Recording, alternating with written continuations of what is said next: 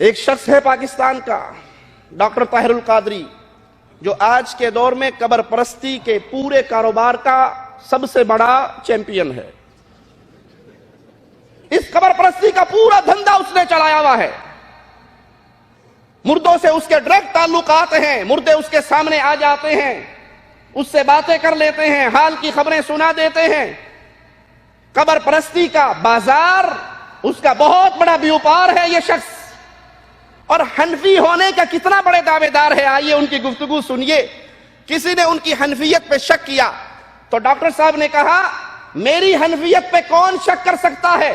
ارے تم تو ایسے ویسے حنفی ہو، میں 15-20 سال عالم رؤیا میں خواب کی حالت میں ابو حنیفہ سے دین سیکھتا میری حنفیت کا عالم تو یہ ہے کہ میں نے تو عالم رؤیا میں کوئی 15-20 سال کے لگ بھگ کا عرصہ امام اعظم رضی اللہ تعالیٰ عنہ کی شاگردی کی، آپ سے پڑھا ہوں عالم رؤیا میں۔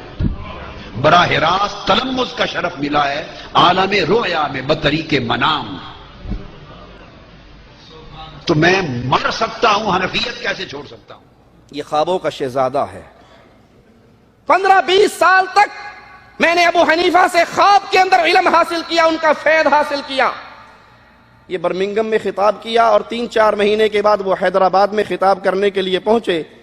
حیدرآبادی یہاں بیٹھے ہوں گے، پتہ نہیں انہوں نے کھٹا کھلا دیا یا مرچوں والی بریانی کھلا دی، حضرت کا ذاکرہ خراب ہو گیا اور فوراً کہنے لگے 9 سال تک میں نے ابو حنیفہ کے سامنے بیٹھ کر خواب کے اندر علم عالم رویا میں، خواب میں، عالم رویا میں اللہ کی عزت کی قسم، تاجدار کائنات کے نالین پاک کی قسم، عالم رویا میں 9 سال تک امام اعظم ابو حنیفہ سے پڑھا ہوں۔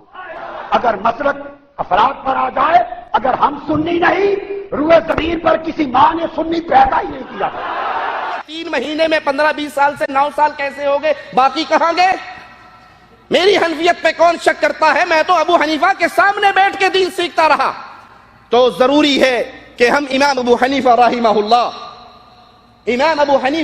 اللہ ان کے عقیدے کو سیکھیں، ان کے عقیدے کو سنیں، ان کے عقیدے کو بیان کریں، اور پھر ان قبر پرستوں کو سنائیں کہ اللہ کی قسم اس قبر پرستی کے سارے دھندے سے، اس بدعقیدگی کے سارے کاروبار سے ابو حنیفہ رحمت اللہ علیہ کا کوئی تعلق۔